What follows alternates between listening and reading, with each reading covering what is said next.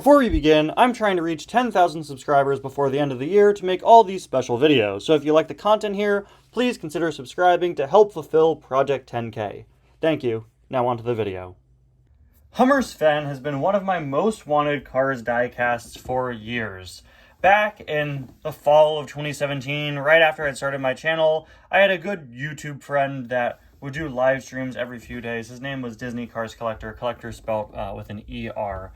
Unfortunately, he doesn't post anymore, but we were really good friends in the early days of my channel, and he would do live streams every few days, and I would almost always appear in the chat of them, and we'd just kind of chat and hang out and talk about our collections, and I believe he had Sven, and that really inspired me to want to get Sven in my collection. That and the fact that I, of course, have a really bad Arnold Schwarzenegger impression that I do in a lot of my videos. I've been doing it as early as Cars Adventures in 2017. When I was in middle school, I had a friend who did a really bad Arnold Schwarzenegger impression, and even though I barely knew who he was at the time, I started kind of doing it myself. And I'm sure you've heard me do it in several videos, whether it was the Ties Cars Book Club episode where I read a whole page of a book doing that bad accent, or the SVENough course video that I made after I got Sven. I did that video last month.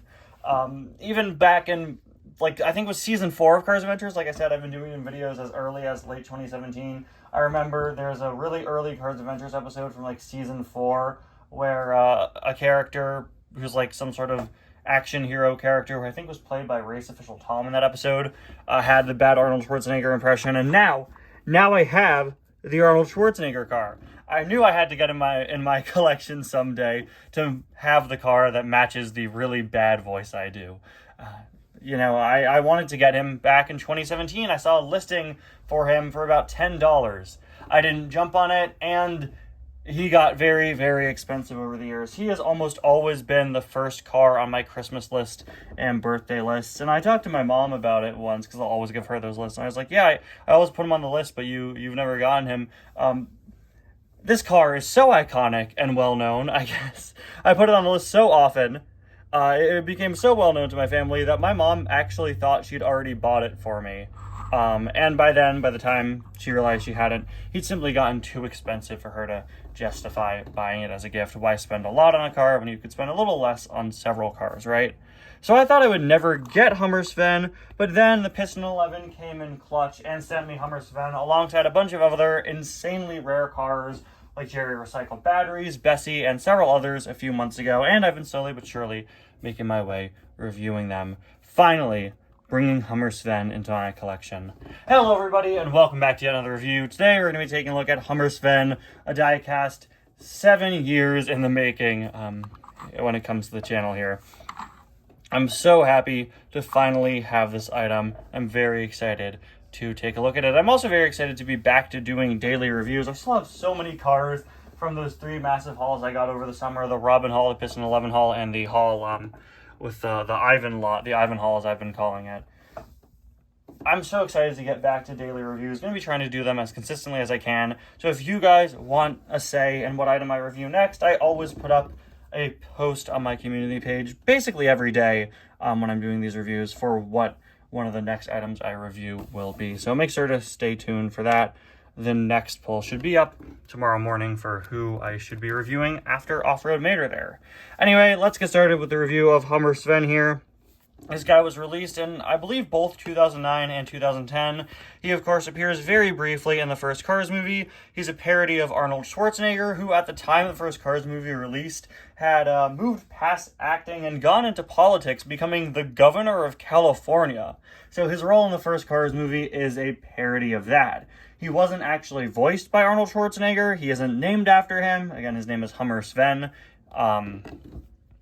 But he's very clearly based on him with the voice and the appearance, and I never realized just how much he was modeled after Arnold Schwarzenegger. I understood that the hair was a reference, but really everything about him, the way that the front bumper here kind of reflects the shaping of his face and his cheekbones, the eye expression, and the mouth. It honestly really looks like him. The image I'm using here is just from Wikipedia. It was his official photo when he became the governor of California in 2003, and you could really see it really does look like him. I would use a more recent picture, but I wanted one from around the time Cars was coming out. Now he's a bit more gray, and he also has a beard, so I didn't think it would be as easy to illustrate the similarities now that he has that beard.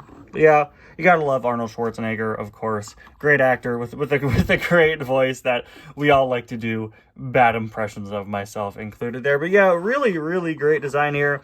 This is one of those cars where it really looks like its basis. I've seen actual Hummers in real life, you know, like military Hummers or other things like that, and they look just like this. It's a really, really great sculpt that very well represents what it's trying to be. Of course, he has this roof up here. In the Cars universe, I don't know what this is supposed to be, quite frankly, but of course, it's just supposed to be a piece representing his hair. Just kind of carified, of course.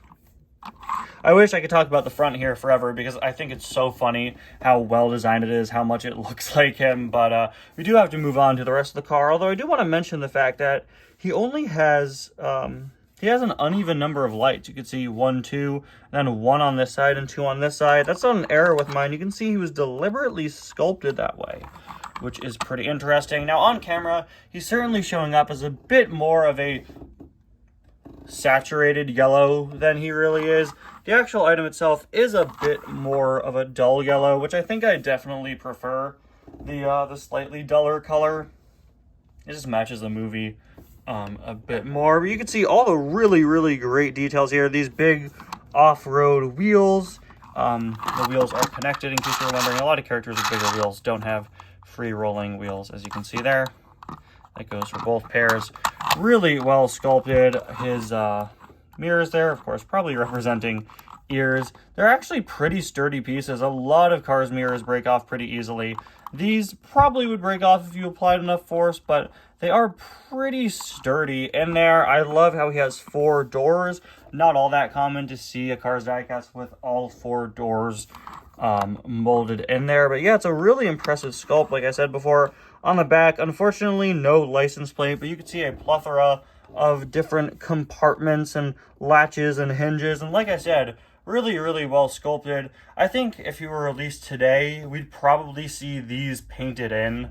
I think that's probably the biggest missed opportunity here, is that all those latches and stuff probably should be silver, but who knows? We never see the back of the car in the movie, so maybe that is accurate. Unfortunately, the license plate is blacked out, like I mentioned, but hey, I guess they didn't want to give away the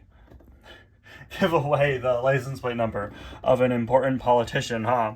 As you can see, really great and fun shaping all throughout. A very unique item, and a pretty large one if I were to just pull a random car to use as an example. Here's metallic Cal Weathers. I'd use regular Cal, but he's not on my shelf right now. He's with my Stuff for Cars Adventures. You can see he is quite a large item. It's actually the largest item I've reviewed since I got my new camera, so I was a little concerned at first that he may not fit in frame as well, but everything seems perfectly fine with him. An item I'm so happy to have in my collection. Despite his size, he's surprisingly light. He's pretty hollow feeling, like a lot of other 2009, 2010 Deluxes. You know, he's not like heavy or metal like a larger item probably would be nowadays. Still, really, really great to finally have this, and thank you all so much for watching. Subscribe to the channel for the Project 10K. We're trying to get to 10,000 by the end of the year. Do it now. There we go. Sorry, I had to do that somewhere in here. Thank you all so much for watching. I'll see you guys next time. Bye now.